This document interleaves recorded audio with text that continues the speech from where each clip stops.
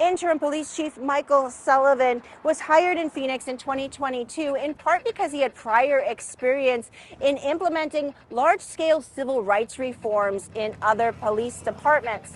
Now, nearly 3 years later, he did draw up a plan for reforming Phoenix PD, but many of those changes have not taken place yet, and he will not be permanent police chief. Michael Sullivan took the helm at Phoenix Police in the middle of a 3-year Department of Justice civil rights investigation, which found a pattern or practice of unconstitutional policing in 5 areas. Do you think there was a pattern or practice of unconstitutional behavior? I do not think there's a pattern or practice. We can all point at a number of individual incidents over a number of years, but given the size of this police department, the number of calls for service and interactions with the community we have, there is no standard. The city rejected the DOJ's proposed consent decree, which would have been a binding reform plan, instead creating this road to reform plan and going it alone. Is the DOJ Civil Rights Division through a consent decree the best way to reform a police department?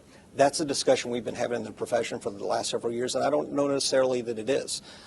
If you have a city that's committed to the change. Sullivan did update policies on use of force and protecting First Amendment rights during demonstrations, and overall crime is down. What letter grade would you give yourself for your time here in Phoenix? I'm extremely proud of what I've done and what I've accomplished.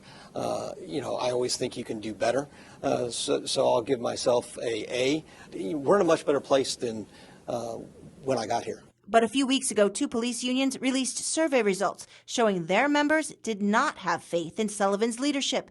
He ultimately withdrew his application for the permanent police chief job. Change is hard in an organization, and I think a new leader will be able to continue the efforts that have already been put in place and continue to advance them. As ABC15 reported earlier this month, the city of Phoenix decided not to go with any of the finalists for permanent police chief in its first round of a search. So they've started a second round and are currently accepting applications. As for Sullivan, he says he's going to take a couple months off before he decides what to do next. I'm Senior Investigator Melissa Blasius, ABC15, Arizona.